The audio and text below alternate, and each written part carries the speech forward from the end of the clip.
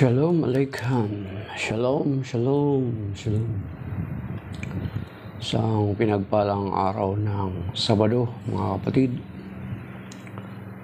Narito na naman tayo ngayon sa ating Preaching in the Wilderness series, kung saan binabasa natin ang Ebanghelyo ng Panginoon na binabasa sa lahat ng mga Katolikong simbahan.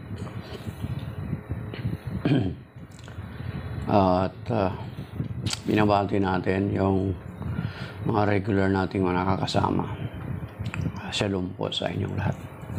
And before we start, let us offer a short prayer. In the name of the Father, the Son, the Holy Spirit. Amen.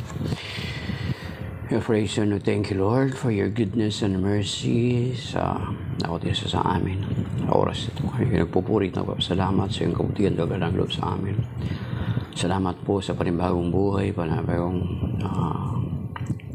pagkakataon, panibagong opportunity, panibagong biyaya. Sa oras na nagpapasalamat kami sa iyong kabutihan na galang loob sa amin. Sa oras na ito ay ini-entrust namin sa iyong araw na ito. Kung gaano mo kami pinagpala sa nakalipas na linggo, ay patuloy namin inaasahan ang iyong biyaya ng pagpapala para sa amin.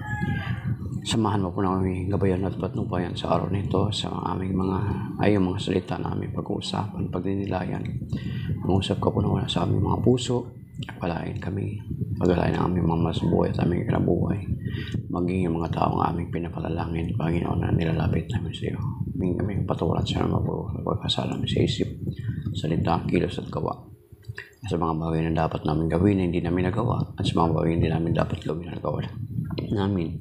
Hinihingi po namin ang tawad sa iyo sa oras na ito at in-entrust namin sa araw na ito. At tinangkin namin ang iyong mga salita sa 2 Corinthians chapter 10 verse 4 to 5 na sinasabi, ang sandata ko'y may kapangyarihan ng Diyos at nakapagpaguho ng mga kuta at hindi sandata makasanibutan. Sinisira ko mga maling pangatwiran.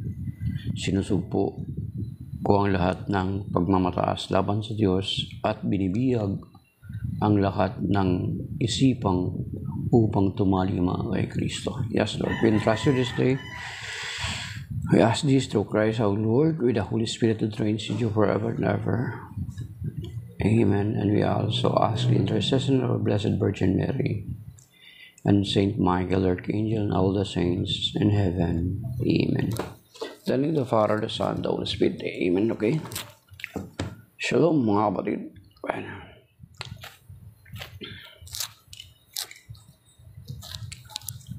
So, ang background ko is yung Shroud of Turin. Turin sa Italy.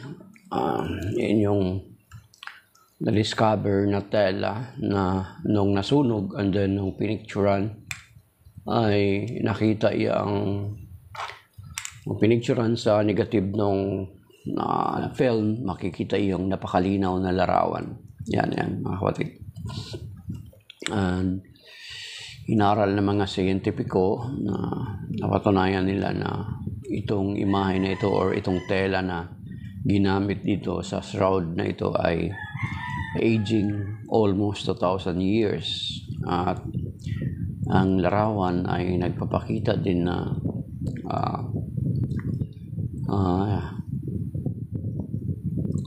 ang nasa larawan ay binugbog ng todo, and then pati yung height na determine nila, and then ayun nga, aging 2,000. Sabi nga nung mga nag-aaral ay parang wala na talaga sila makitang ibang sino pang iba, kundi ito'y tumutugma sa ating Panginoong Jesucristo.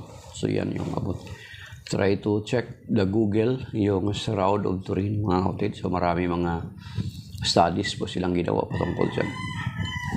Okay. So ang Ebanghelyo ngayon ay babasahin na po natin. Okay.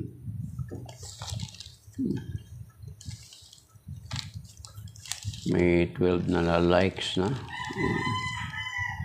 Binabati din natin yung mga hindi man nagtatap ng screen pero andyan sila. dumadaan, kahit yung mga dumadaan lang, mga kapatid. Yan. Nagpalain nawa kayo ng Panginoon. Ang ebanghelyo ngayon ay hango ayon sa ebanghelyo kay San Juan, mga talata 4 na po hanggang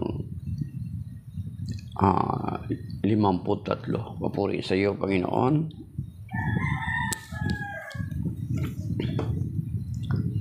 Marami sa mga nakaninig sa kanyang nagsabi, tunay ngang ito ang propeta ang hinihintay natin. Ito nga ang Mesiyas. Sabi ng iba, ngunit sumagot naman ng iba, maaari bang magmula sa Galilea ang Mesiyas? Hindi ba sinabi ng kasulatan na magmumula ang Mesiyas sa lipi ni David at sa Bethlehem ng bayan ni David ipanganganak? Magkakaiba ang palagay ng mga tao tungkol sa kanya. Ibig ng ilan na dakpin siya, ngunit wala namang mga has humuli sa kanya. Ang mga kawal na bantay sa templo ay nagbalik sa mga punong saserdote at sa mga Pariseo. Bakit hindi ninyo dinala rito? Tanong nila sa mga bantay. Sumagot sila, wala pa pong nagsalita ng gaya niya. Kayo man ba'y nalinlang din? Tanong ng mga Pariseo. Mayroon bang pinuno o Parisiyong naniniwala sa kanya? Wala. Mga tao lamang na walang nalalaman sa kautusan ang naniniwala sa kanya. Mga sinumpa. Isa sa mga naroon ay si Nicodemo na nagsadya kay Jesus noong una. Tinanong niya sila, labag sa ating kautusan, nahatulan ng isang taong di muna nililitis at inalam kung ano ang kanyang ginawa. Hindi ba? Sumagot sila, ikaw ba'y taga Galilea rin? Magsaliksik at makikita mo na walang propetang magmumula sa Galilea. Ang mabuting balita ng Panginoon, pinupuri ka namin, Panginoong Hesukristo. Ayun, mga kapatid. So yan, marami na pong dumadaan-daan sa atin. 34 na yung like natin. Okay. So, wala pa yung mga elders natin. Okay. So, yan mga kapatid, ang ebanghelyo ngayon. So, dito sa verse 40 ay makikita natin na marami sa mga nakarinig sa kanya nagsabi tunay ngang ito ang propeta ang hinihintay nila. So, dahilan dun sa mga ginawa ng Panginoong Kristo na mga himala at kababalaghan at yung mga sinasabi niya, nakakonclude itong mga tao na ito na yung propeta na hinihintay natin. Kasi pag sinabing ito na yung propeta ang hinihintay natin mga kapatid, kasi doon sa Old Testament may prophecy na about sa ating Panginoong Kristo. Doon sa Deuteronomy chapter 18 verse 15 na sinabi roon, na sinabi ni Moises sa bayang Israel, sinabi niya sa mga Israelita sa Deuteronomy chapter 18 verse 15 na nakalagay dito, sabi niya, mula sa inyo pipili si Yahweh ng propetang tulad ko, siya ang inyong pakikinggan. So, yung sinabi dito sa Deuteronomy chapter 18 verse 15 is magpipili propeta mula sa inyo. Hindi mga propeta kasi after Moses, di ba, napakarami pang propetang dumating. Pero dito sa Deuteronomy chapter 18 is referring to our Lord Jesus Christ, singular. Kaya nga kung maalala natin na kung paano si Moses ay, di ba, tuwing nung nagbibigay siya ng batas, sinasabi niya na sinabi ng Panginoon. Pero nang dumating ang Panginoon ay kakaiba na. Sapagkat tuwing magsasalita, sasabi niya, "But I say unto you," diba? So kung babasahin natin yan sa Matthew chapter 5 and then sa mga succeeding chapters, makikita natin yan doon, mga kapatid. So, okay, tuloy natin. So, yun yung hinihintay nila, mga kapatid. Ito nga ang Mesiyas, sabi naman sa verse 41, ito nga ang Mesiyas, sabi ng iba. Ngunit sumagot naman ang iba, hindi sila magkakasundo, mga kapatid. Maaari bang magmula sa Galilea ang Mesiyas? Okay. So,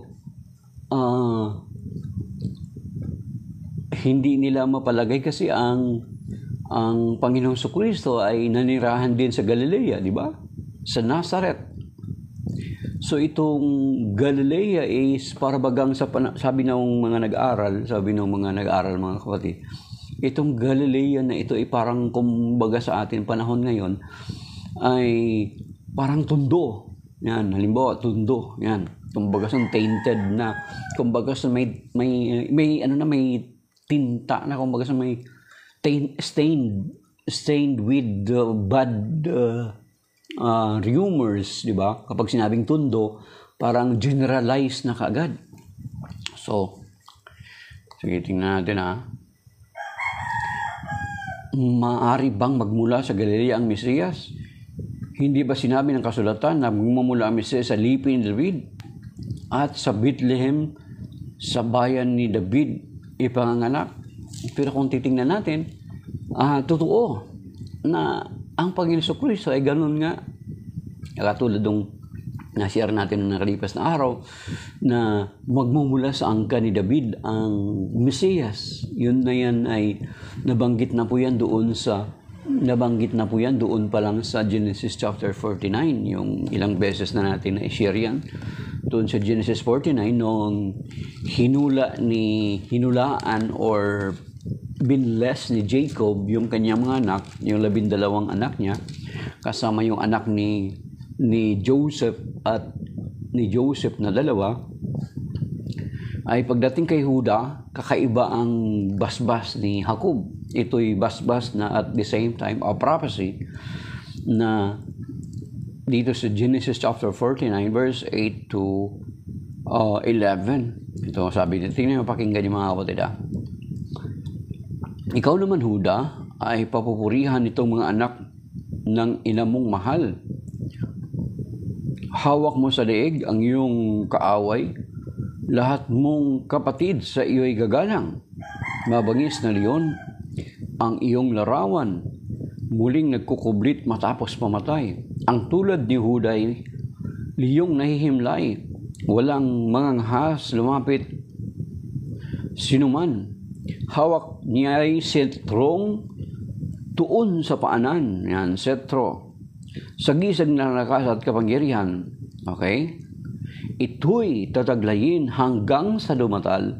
Ang tunay na haring dito'y magtatangan. Yes, mga kapatid, nakita nyo? Yaong batang asnoy doon natatali sa puno ng ubas na tanging pinili, sa alak ng ubas na lubhang matapang, mga damit niya'y doon nilalaban. So yun, mga kapatid, nakita nyo na from Judah, pinrophesy ni Jacob or ni Israel ang future ng angka ni Huda, na merong hari na magmumula sa angka ni Huda na magtatangan naong setro, yung tunay, sabi niya, hanggang sa dumatal, yaong magtatangan yung tunay. Sabi mga kapatid, okay. Hawak niya setrong tuon sa paanan, sa gisag na lakas at kapangyarihan, ito'y tataglayin hanggang sa dumatal. Yan, hanggang sa dumatal or hanggang sa dumating. Ang tunay na haring dito'y magtatangan. O yan, so makikita natin mga kapatid na he was prophesied that the Messiah will be coming from King David. At yan, ano na natin. And then, andun na naman sa prophecy ng 2 Samuel chapter 7 verse 12 to 13. mga kapatid, to 14, sabi dito, sabi nito kay David, ang kausap ito ni Yahweh, si David, sabi dito, pagkamatay mo isa sa iyong mga anak, ang ipapalit ko sa iyo. Patatagin ko ang kanyang kaharian. Take note mga kapatid. Siya ang magtatayo ng templo para sa akin at sa kanyang angkan magmumula ang maghahari, mga kapatid, sa aking bayan magpakailanman. You see, nakita nyo? Ang kausap dito, si David, supposed to be si David, gusto niya siya magtayo ng templo. Pero sabi niya, hindi ka ikaw magtatayo ng templo sapagkat puno ng bahid ng dugo ang iyong mga kamay. So, ang kanyang anak, sabi dito, mga kapatid, take note kung hindi niyo ito masyado papansinin, it seems parang ang si Solomon lang or one of Solomon's successor ang tinutukoy. Pero take note hindi po ito natupad sa mga anak ni Solomon or yung sumunod sa kanya. As a matter of fact, nung sumunod na anak ni Solomon, ay doon nagsimula na nahati ang kingdom of Israel from yung kingdom sa north and then yung kingdom sa south. Yung 10 tribes at saka yung 2 tribes, yung Judah at saka Benjamin sa south. Okay, sabi dito,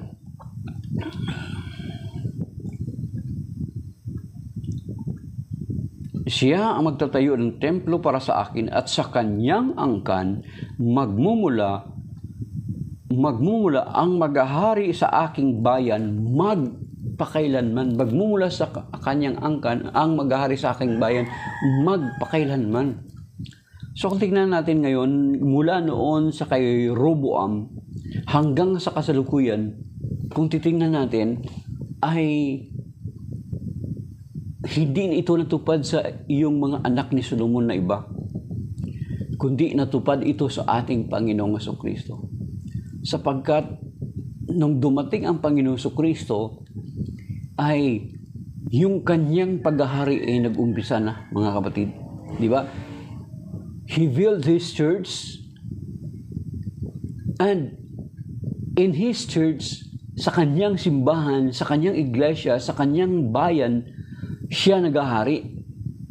At mula noon hanggang sa kasalukuyan, ay nagpapatuloy yung kanyang paghahari. Kasi magpakailanman forever.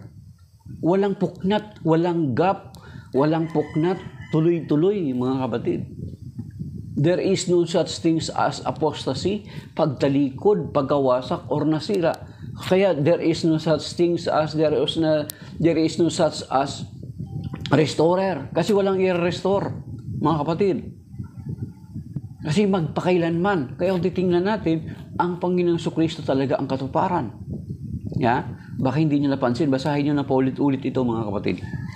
And then, okay.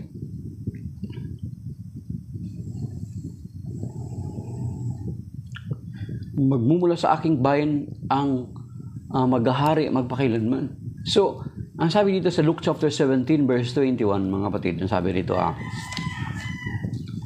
na sa Luke chapter 17 verse 21, at wala ring magsasabing nagsisimula na roon o rini sapagkat ang totoo'y nagsimula nang maghari ang Diyos sa puso ng mga nananalig sa Kanya. So yung kingdom ng Panginoon Jesucristo started noong dumating siya at sumampalataya yung mga tao sa Kanya. Yan, mga kapatid. So hindi ang mga Pariseo at mga Eskriba. Kaya nga kung babalikan natin yung Ebanghelyo ngayon, ang mga Pariseo at Eskriba, sila na mga matatalino, ang akala nila na ang Mesiyas na ito is like a King David type. Na si King David ay isang hari na makipagdigma. Kasi si King David is isang hari, mandirigma. So they are expecting that the Messiah to come is like a warrior, is like a great king, a conqueror, mga kapatid. Kaya na-stumble sila nang dumating ang Panginoon Kristo. Kakaiba itong Mesiyas na ito. Di ba? Biri mo. Lalo na nga, sinasabi ko nga sa'yo, ulit na-recycle natin yung mga sinasabi natin. Kasi hanggang sa dumating itong Holy Week, ito yung mangyari, mga kapatid. Hindi nila matanggap ang Panginoon Kristo. Di ba? Dito nagkakagulo nga sila sa Ebanghelyo ngayon. Hindi nila matanggap kasi they are expecting a king like King David. Not this one type na ang Panginoon Kristo. Sabi ko nga kahapon, wala naman siya mga sundalo. Humirang na siya ng 12 alagad.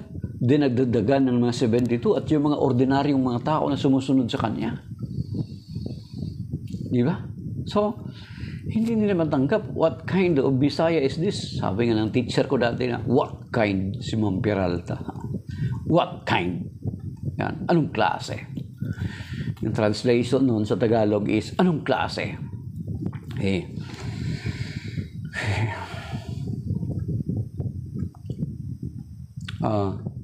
Hindi ba sinabi ni Kutusan na magmumula ang Mesiyas sa liwi ni David? Yun, nasabi na natin sa 2 Samuel 7:11 to 13 at 14. And then, at sa Bethlehem, na bayan ni David, ipanganganak. Yes, indeed. Kasi alam naman natin na ang Panginoon Kristo ay pinanganak sa bayan ng Bethlehem.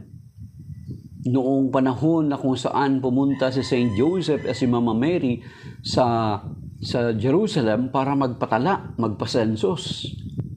Di ba? Inabot sila since sa panahon na yun ay inabot sila ng kagampan or kapanganakan ni Mama Mary. At since na panahon ng census yun, ay lahat ng mga bahay panuluyan ay occupied, accommodated.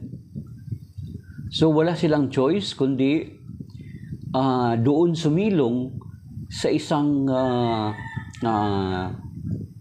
lugar ng mga hayop, yung kubo ng mga hayop, mga kapatid, sa isang yungib. Okay.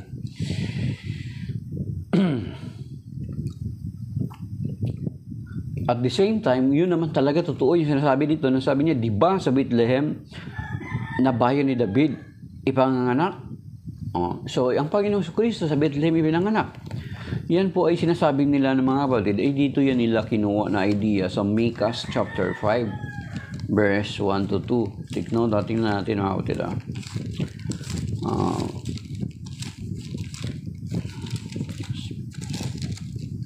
Okay, dito sa Micah chapter 5. Okay, verse 1, verse 2. Bethlehem, Ephrata, bagamat pinakamaliit ka sa mga angkan ni Huda, ay sa iyo magmumula ang isang maghahari sa Israel. Ang pinagmulay buhat pa ng una mula pa noong unang panahon. So you see, dito sa Micah chapter 5 verse 2, Bethlehem Ephrata, bagamat napakaliit ka sa angkan ni Huda, magmumula sa iyo. Magmumula sa iyo ang isang maghahari sa Israel, ang pinagmulay buhat pa ng unang-una, mula pa noong unang panahon. So you see. Okay? So dito pa lang, and then kung maalaala nyo rin, yun yung sinasabi ngayon sa Ebanghelyo, and then kung maalaala nyo rin, noong si Herodes, di ba, nung dumating yung mga Magi sa kanya, yung wise men, yung mga mago, ay nung pumunta sa kanya at nag-courtesy call sa kanya, kung saan nagtatanong kung saan ipinanganak ng Mesiyas. So hindi nasagot ni And then no, sinabi na sige, hanapin nyo, kung makita ninyo, sabihin nyo sa akin at ako'y makapagsamba rin.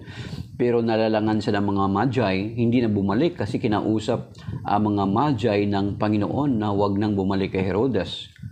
Then nagtanong ngayon si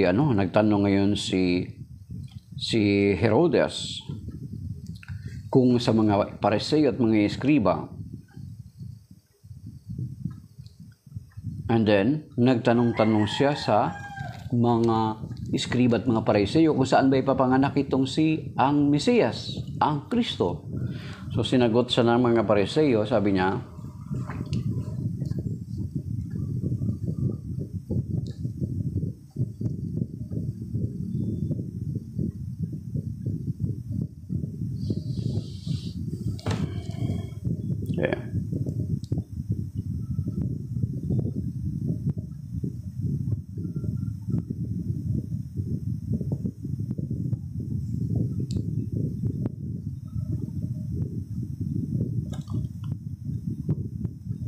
dito sa Matthew chapter 2 verse 6, mga kapatid, nagtanong si Herodes, kaya tinipon niya ang lahat ng punong saserdote at mga eskriba sa Israel at tinanong sa kanila kung saan ipanganak ng Mesiyas.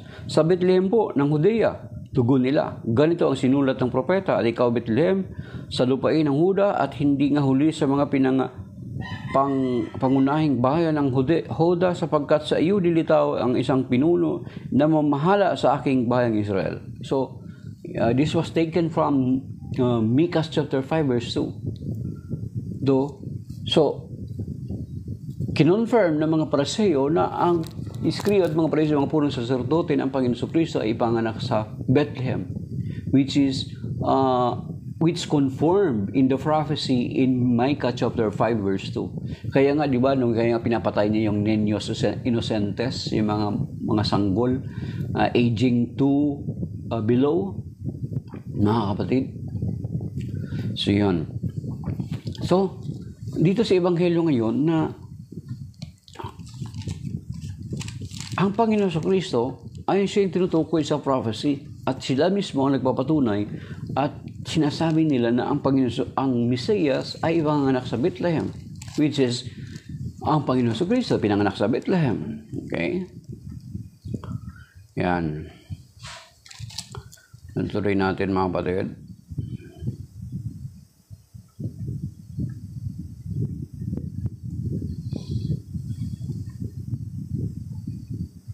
Magkakaiba ang palagay ng mga tao tungkol sa kanya. Ibig ng ilan, lakwin siya, ngunit wala namang mga humuli sa kanya. Ayan. Ang mga kawal na bantay sa templo ay nagbalik sa mga punong saserdote at mga Pariseo, bakit hindi ninyo siya dinala rito? Tanong nila sa mga bantay. Sumagot sila, wala pa pong nagsalita ng gaya niya. Kayo man ba'y nalinlang din? Tanong ng mga Pariseo. Mayroon bang pinuno na Pariseyong naniniwala sa kanya? Wala. Mga tao lamang na walang alam, walang nalalaman sa kautusan ang naniniwala sa kanya. Mga isinumpa. Okay. Pero hindi nila alam na from among the ranks, ayan dito si Nicodemo binanggit, isa na roon ay si Nicodemo na nagsadya kay Jesus noong una. Tinanong niya sila, labag sa ating kautusan ng hatulan ang isang tao nang di mo na nilitis at alam kung ano ang kanyang ginawa, hindi ba? So makikita natin na parang sinasabi nila sa mga tao na meron bang mga matatalino, meron bang mga matatalino na naniniwala sa kanya? Yung parang minamalain nitong mga iskriba at mga Pariseo, mga saserdote, minamalain nila yung mga ordinaryong tao. Kasi meron bang naniniwala, pero hindi nila alam from among the ranks na si Nicodemo ay pumunta na sa Panginoon Kristo. Naniniwala na si Nicodemo sa ating Panginoong Kristo. Pero hindi niya lang mailantad yung kanyang stand, mga kapatid. Kasi baka itakwil sa ng mga saserdote at mga iskriba at mga Pariseo.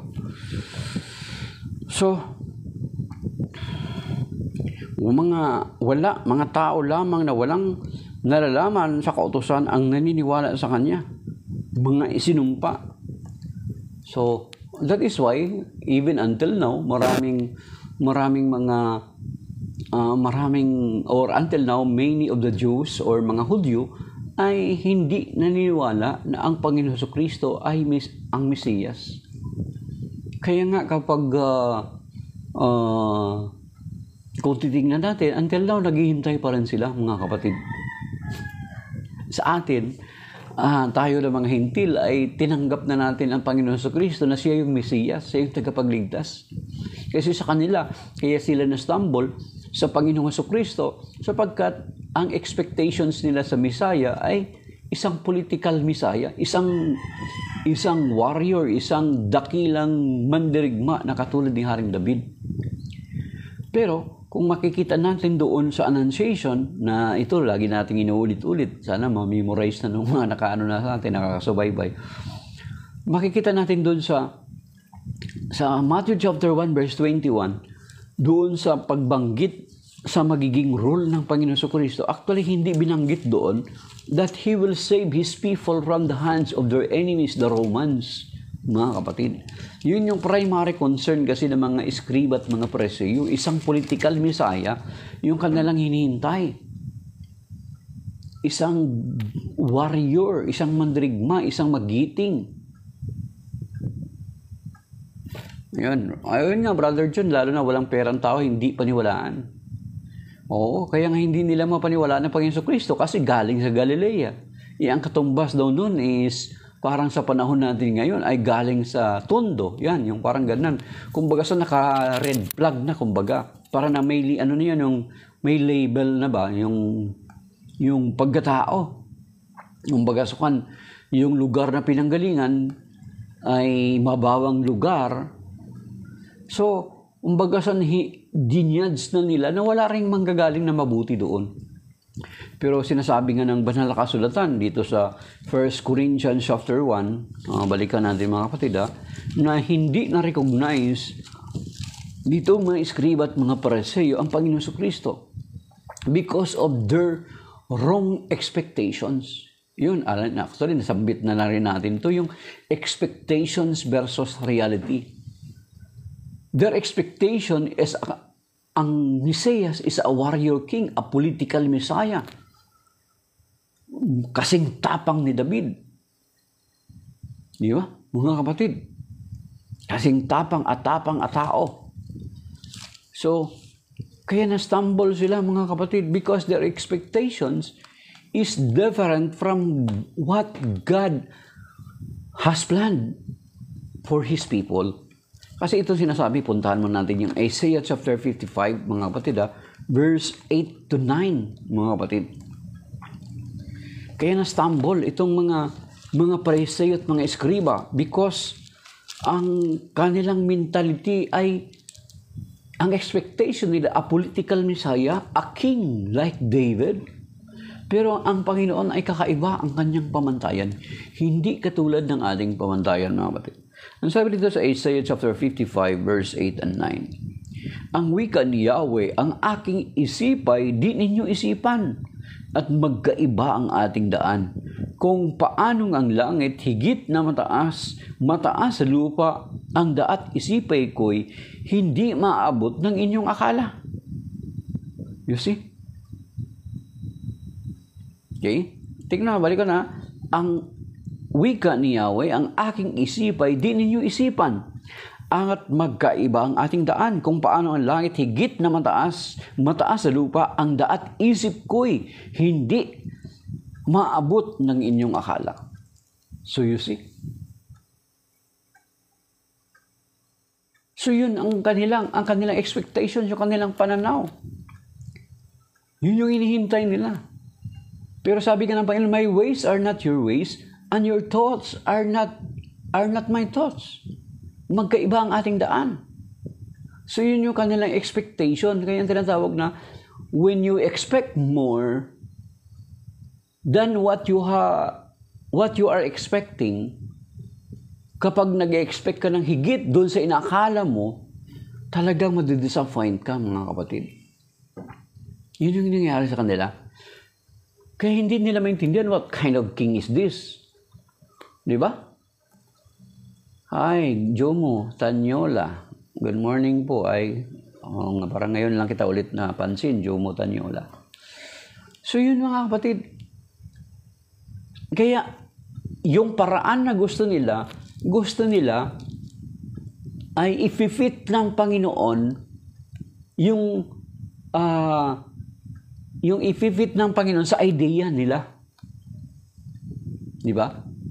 Mayroon silang gustong sabihin na gusto nilang i-fit ng Panginoon o iangkop ng Panginoon sa idea nila yung idea ng Panginoon. Pero kakaiba nga yung idea ng Panginoon eh. Hindi katulad ng idea nila. Okay? So, yun yung expectations nila. Expectations versus reality leads them to unbelief and leads them to not accept our Lord Jesus Christ as the Messiah, mga kapatid. Pero ang linaw dito sinasabi sa Isaiah 55:8 and 9, my ways are not your ways, my thoughts are not your thoughts. Kung gaano kataas ang langit sa lupa, ganun kataas ang inakala nyo. Sabi ng Panginoon. Yeah. Kung papaano ang langit higit na mataas sa lupa, ang daat isip ko'y hindi maaabot ng inyong akala. Yan. Yun yung hindi nila matanggap ang Panginoon sa Kristo. Gusto nilang i-fit sa kanilang idea yung gusto gawin ng Panginoon. Pero yun nga hindi pwede kasi iba yung paraan ng Diyos. Kaya dito ay hindi nila matanggap-tanggap. Yun nga, Brother John, hindi nila matanggap-tanggap ang Panginoon sa Kristo. So, sabi dito sa 1 Corinthians chapter 1, mga kapatid, okay,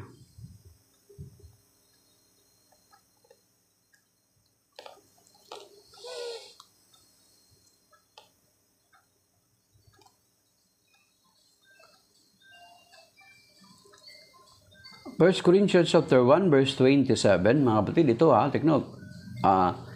Pwede natin ito i-relate dun sa Isaiah 55, verse 8 and 9. Sabi dito, subalit pinili ng Diyos ang sa palagay ng sanlibutan ay kahangalan upang hiyain ang marurunong at ang mahihina sa turing ng sanlibutan ito at ang mahihina sa turing ng sanlibutan upang hiyain ang malalakas. Pinili niya ang mga itinuring na hamak, walang halaga at walang kabuluhan sa sanlibutan ito upang pawalang halaga ang mga itinuturing na dakila ng sanlibutan. Kaya walang maaring magmalaki sa harapan ng Diyos. So you see? So, yung ine-expect nila na mababa sa tingin nila kasi Bethlehem, Galilea, doon siya sa Nazareth. May magmumula bang mabuti sa Galilea, sa Nazareth? Diba? Dinadown nila kaagad. Kumbaga sa kwan parang may magmumula bang mabuti sa Tondo? Sino bang mga dakilang tao na nagmula na sa Tondo? Diba? Marami na. Pero hindi nila matanggap kasi kumbaga sa kwan parang sabi nga ni Brother John kanina, ni Brother Joseph John, nasabi niya kapag walang pera ayaw paniwalaan, kapag sa tingin na parang kumbaga parang sa tingin nila low profile ka, hindi ka na kaagad nila pakikinggan, hindi ka na nila kaagad tatanggapin. Diba? Kahit sa panahon natin ngayon. Diba? Kapag sa tingin nila low profile ka, hindi ka nila tatanggapin. Then, later, kung magpakilala ka na ikaw pala ay ganito, ay saka sila magkukumahog. Pero anong gagawin mo? Huli na. Diba? Merong ganon. So, ang kanila, hindi inangkop, hindi finit ng Panginoon yung kanyang sarili sa expectations nitong mga escriba at mga praise para sa iyo at mga saserdote. So, yung paraan ng Panginoon ay kakaiba. Kahit pagdating dito sa Matthew chapter 1 verse 21, doon sa revelation kay Saint Joseph, mga kapatid, kung babasahin natin dito sa Matthew chapter 1 verse 21 to 23, ang sabi rito, verse 21, manganganak siya ng isang lalaki,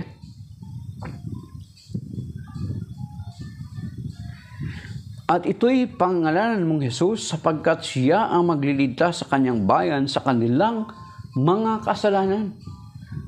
So, dito, mga kapatid, sa verse 21, sinasabi ng anghel, sinasabi ng kay Saint Joseph na ang ipanganak ay magliligtas sa kanyang bayan sa kanilang kasalanan.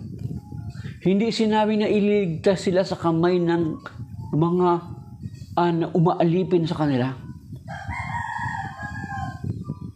As a matter of fact, kung babalikan natin ang kasaysayan ng mga Hudyo, kaya sila napapasakamay, kaya sila na bumabagsak sa kamay ng kanilang mga kaaway because of their sins. Because of their sins. Because of their disobedience to the covenant they made with God. Yung kasunduan nila, every time they are deviating in the covenant with God, nagkakaroon sila ng pagbagsak sa kamay ng kanilang mga kaaway. So, kumbaga, ang Panginoon Kristo, ang kanyang gagawin is to stop the very root cause of their downfall. Hindi ang Panginoong Kristo, hindi lang preventive. Ang kanyang gustong tatanggalin is puputulin niya yung pinakaugat, mga kapatid. Di ba? Kasi ililigtas niya sila sa kanilang mga kasalanan. Yun yung gagampanan ng Panginoon Kristo. Yung kasalanan na yun, kung titingnan natin, yung sinasabi ko sa inyo, na yun yung naging sanhi kung bakit sila bumagbabagsak sa kanilang mga kaaway. Kahit balikan niyo yung kanilang mga kapatid, kasaysayan ng mga Hudyo. Every time they are deviating or they are violating the terms and conditions with their covenant to God, andun palagi yung kanilang pagbagsak. Diba? Andun lagi yung kanilang pagbagsak, andun yung panahon ng kanilang pagkaalipin or pagkatapon. Diba, ilang beses sila na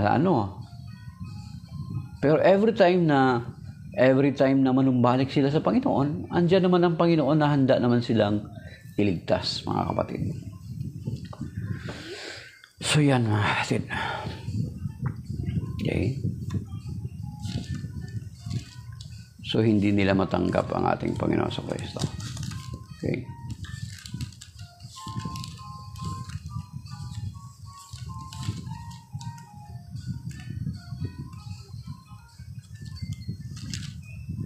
Balikan natin yung Evangelyo bago tayo magtapos. May Paris Lenten Recollection kami ngayon. Ayan, kaya wala si Kuya Joseph. Kuya Romy. Okay. Sabi dito, punta natin yung mga kapatid, uli na.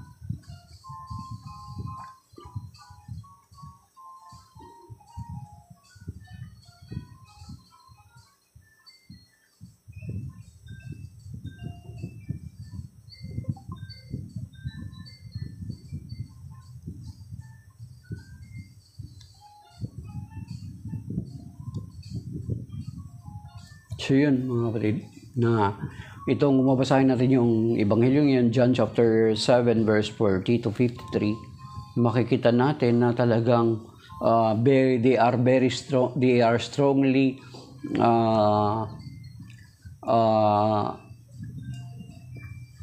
against, na pinapakita nila na very strong yung statement nila na walang magmumula ng mabuti sa Galilea. Kasi yun nga, Galilea nga noon is parang tondo sa kapanahon natin ngayon. Pero yun nga, sinabi natin kanina, binasa natin kanina sa 1 Corinthians chapter 1, na pinipili ng Panginoon dito sa Matthew 1 Corinthians chapter 1 verse 27 to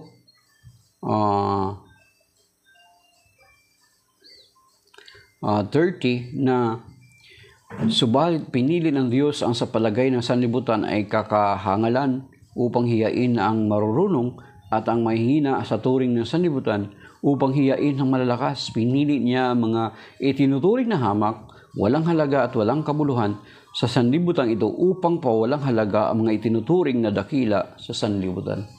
So yun mga kapatid, that is why pinili ng Panginoon yung isang estado na mababa. At actually, di ba, hindi rin siya ipinanganak sa palasyo.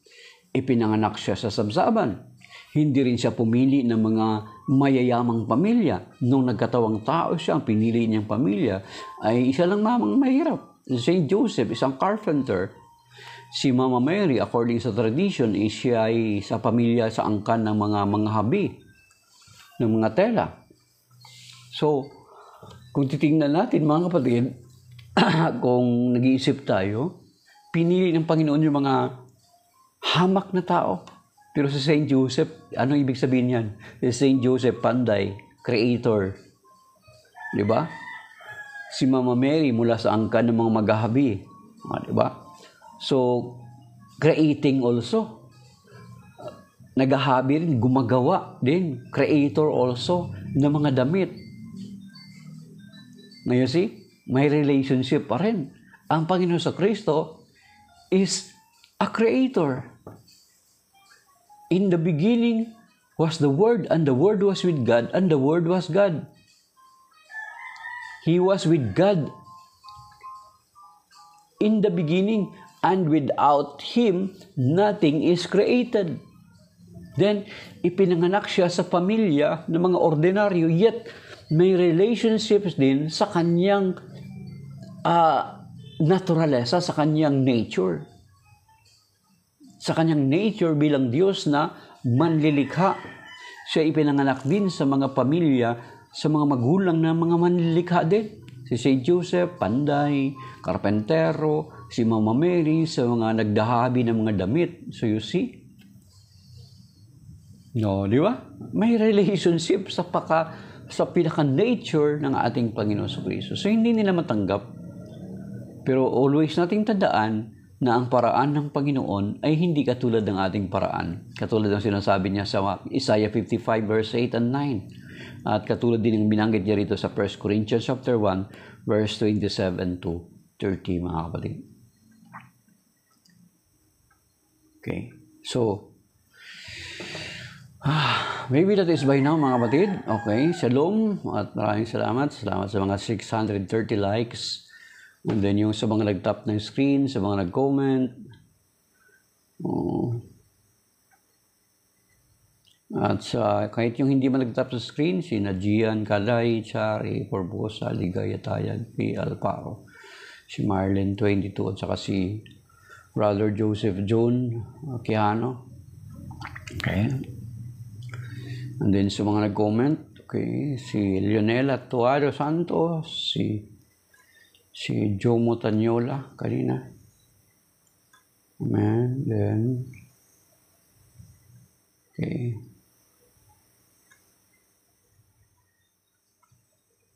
Si Anon.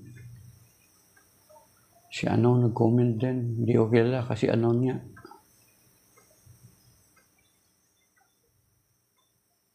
Okay. Yan. So, si Mystery of Faith. Late ka na, Mystery of Faith. Tapos na kami. So, yun mga kapatid. Actually, Mystery of Faith, yung kumbaga sa Ebanghelyo ngayon, parang recap lang nung mga nakalipas na araw. Mga parang 3 days na, almost the same yung topic. So, siguro sinasadya talaga ito ng Panginoon kasi once na ang Ebanghelyo ay paulit-ulit, ang ibig daw sabihin niyan is gusto lamang ng Panginoon na maintindihan natin, binibigyan niya ng greater emphasis yung mga bagay na yun para maunawaan natin, para mag-sink in sa atin. Yan naman daw yung layunin kung bakit ang Ebanghelyo ay paulit-ulit mga kapatid. Huwag nating isipin na, ay narinig ko na yan. Kahit narinig natin ang Ebanghelyo, that is why ang Bible, ang Biblia ay hindi nakakasawa kasi kahit ilang beses mo siyang basahin, ay every time na basahin mo, there is always something new kang matatanggap na input, mga kapatid. Kaya ang Biblia ay hindi naluluma. Siya pa rin yung best-selling book sa buong mundo, mga kapatid. Siya yung hindi, kumbaga hindi matatalbugan. So, kapag basahin mo ang Biblia, makikita mo hindi nakakasawa kasi every time na basahin mo, marami kang bagay na maintindihan at sa sunod, pag binasa mo ulit sa sunod, may maintindihan ka ulit. Hindi siya naluluma, mga kapatid. So, maybe that is by now, mga kapatid, Shalom. Pagpalain nawa tayo ng Panginoon, ingatan niya tayo, kabayan ng patumbayan, iligtas tayo sa mabibigat ng mga pagsubok, sa mga malulubang karamdaman, at sa mga bagay na beyond our control. Iligtas tayo sa stroke, sa cancer, sa hypertension, sa kidney failure, sa leukemia, or ano pa bang malubang sakit, at iligtas tayo ng Panginoon sa disgrasya o anumang sakuna kasama ng ating mga pamilya. So, Shalom. May God bless us and keep us safe and sound. We also continue to praying, Lord, yung kagalingan ng asawa ni Brother Calix sa Bacolod, galingan sa kanyang naramdaman at provisions nila sa kanilang mga pangailangan. At ganoon din po ang bawat isa sa amin na narito ngayon nakisa sa gawain ito, Panginoon, lalo na may tapat na intention sa kanilang mga puso. Pagwalain mo na nawa sila kasama ng kanilang mga mahal sa buhay, kinakabubuhay, lalo na yung mga maliliit ko nakakasama dito, Panginoon, sina Brother Joseph Jones, si Kuya Rome Nunez, si Mr. Faith, at iba pa, Panginoon. Sa iyong papuri, parangal to salamat sa pangalan ng Panginoon Kristo, kasama ng mga Espiritu, nagkaan kasama mo noon at magpakailanman. Amen at amen. Sa ngalan ng Ama, Anak, Espiritu Santo. Amen. So, Shalom to is by now, mga kapatid, signing off, my dear brothers and sisters. Sa iyo mamaya kung lulubin ang Panginoon.